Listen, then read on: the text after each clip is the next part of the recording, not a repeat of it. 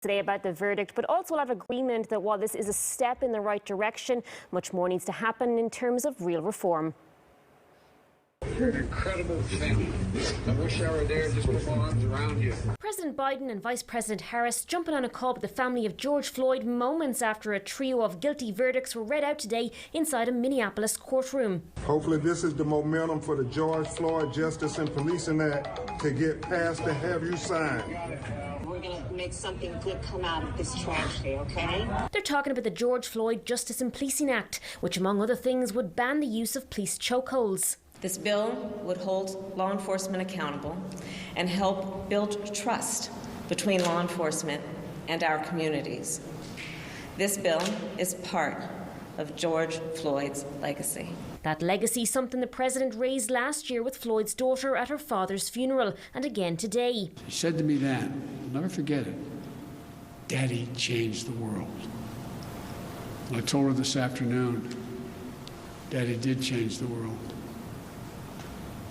Let that be his legacy, a legacy of peace, not violence. Violence and protests, of course, erupting last year following Floyd's death. It was a murder in the full light of day, and it ripped the blinders off for the whole world to see.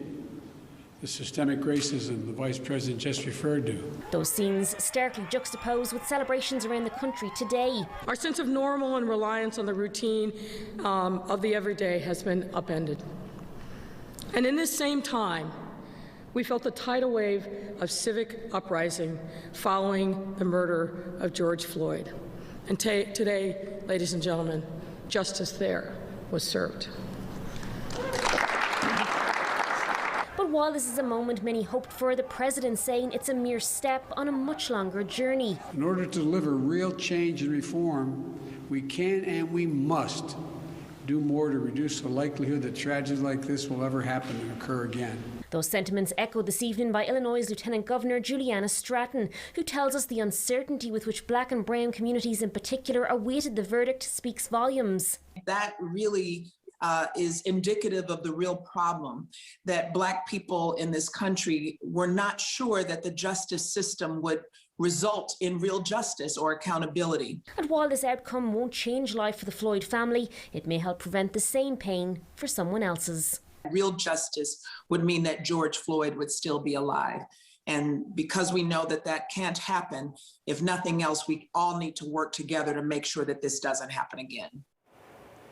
That George Floyd Justice and Policing Act did pass the House last month. It is installed in the Senate. But following today's verdict, Senator Dick Durbin, who chairs the Senate Judiciary Committee, announced the committee would hold a hearing next month on addressing police reform.